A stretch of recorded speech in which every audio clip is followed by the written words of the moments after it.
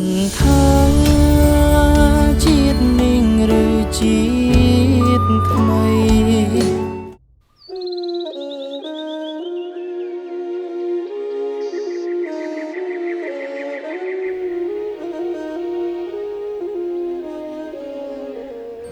សូមទោសលោកសិទ្ធិខ្ញុំអត់តមានប្រាក់សងលោកថៃទេចាំពី3ថ្ងៃទៀតខ្ញុំនឹងរកប្រាក់សងលោកថៃណាមួយពួកខ្ញុំឈឺហើយពិការទៀតខ្ញុំសូមបញ្ជាពេលពី3ថ្ងៃទៀតខ្ញុំនឹងរកប្រាក់សងលោកថៃវិញគ្រប់ចំនួនមិនបានបើគ្មានប្រាក់ត្រូវតែយកអីមកជំនួសប្រាក់វិញគាត់ដែរចូលទៅឆៃឆេមានអីយកហ្នឹងមក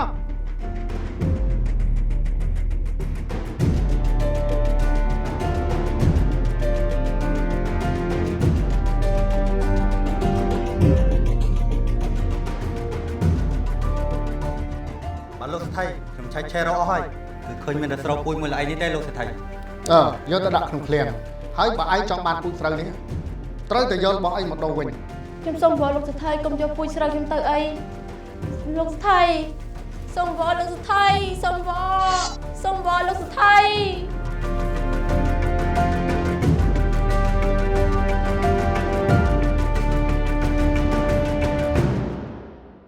លោកម្ចាស់ខ្ញុំគ្មានប្រាក់សងលោកម្ចាស់ទេលោកម្ចាស់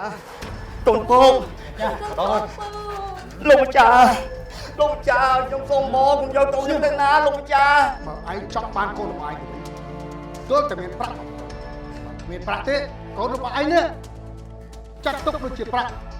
យកមកសងយើងទៅចុះលោកម្ចាស់ខ្ញុំសូមមកលោកម្ចាស់អាណិតខ្ញុំមកលោកឆាប់ចាញ់ពីមុខទៅមកយើងភ្លាមចាញ់ភ្លាមលោកចាលោកចា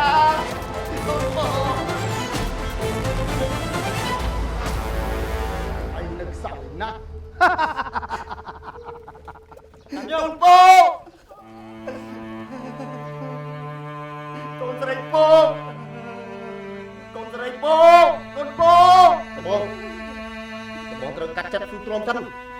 ដើម្បីយើងនឹងសងកម្លាំងសម្រាប់អត្ថថៃទូរយងនេះនឹងថ្ងៃណាមួយបាន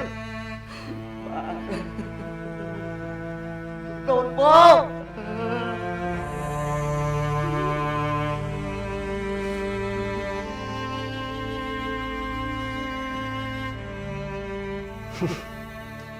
អត្ថថៃទូរយងយើងត្រូវតែសម្រាប់ឯងឲ្យបានព្រោះឯងនេះអាក្រក់ពេកហើយតែពុកមានតែម្នាក់ឯងទេមិននឹងអាចយកឈ្នះពួកវាបានទេត្រូវហើយកូនខ្លារបស់ពុកក៏ស្អប់អាសថៃទូរយងនោះដែរដូច្នេះបើពុករួមដៃគ្នាប្រកាសជាអាចសម្លាប់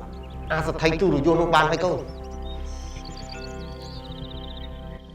ទោះពុកស្លាប់ឬរស់ក៏កូនត្រូវចាំទុកក្នុងចិត្តថាអាសេដ្ឋីទូរយសនោះគឺជាសត្រូវរបស់អ្នកភូមិយើងគ្រប់គ្នា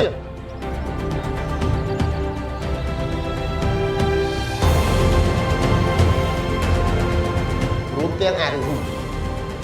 កូនរបស់វាផងដែរ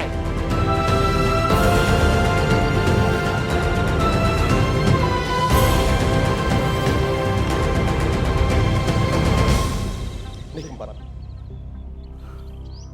ពួកយើងត្រូវតែស៊ូបដូរជីវិត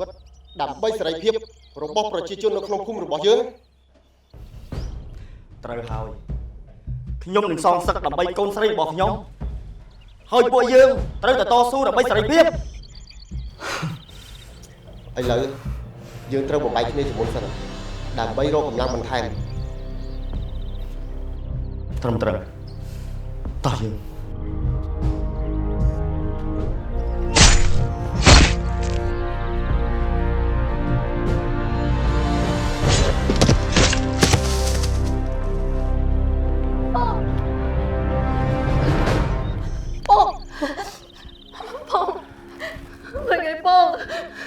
ចាំត្រីកូនមិនអាចនៅភូមិនេះបានទៀតទេអត់ពុកសុំទោសតែពុកមិនបាននៅមើលថែកូនឲ្យបានល្អអត់ទេពុកកុំនិយាយបែបនេះឯងពុក អូមានអ្នកណានៅនេះជួយពួកខ្ញុំផងពួកខ្ញុំទៅណាចាំគាត់នេះ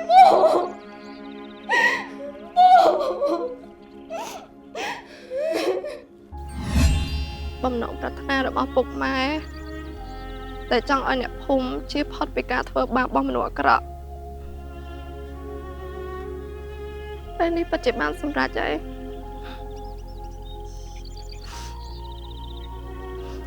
អ្នកភូមិយើង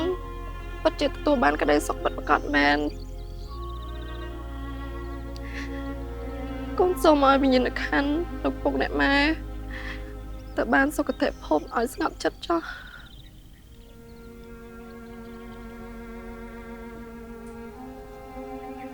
ពុកម៉ែកូនសូមសន្យាថា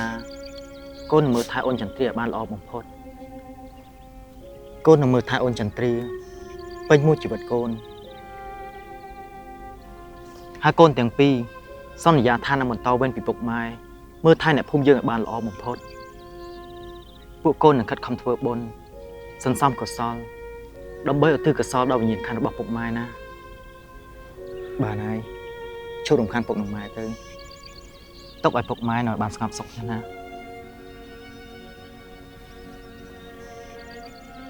ពុកម៉ែពួកកូនទៅសិនហើយ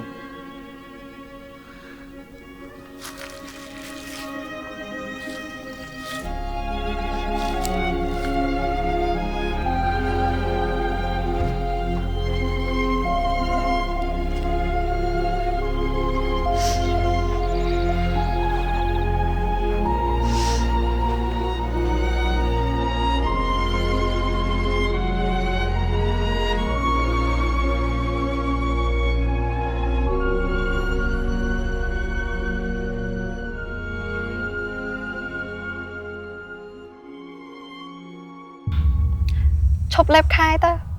មិនគិតឆៃបាយទេប្រយ័ត្នអត់មានកម្លាំង អូខេញ៉ាំបាយអូនលើកដៃ3នេះមានន័យថាម៉េច បងនិយាយពាក្យសតវត្សទី21 3ដងហ្នឹងណាអញ្ចឹងចាំត្រៀមខ្លួនណា អូ មិនថាជាតិនិងឬជាតិថ្មី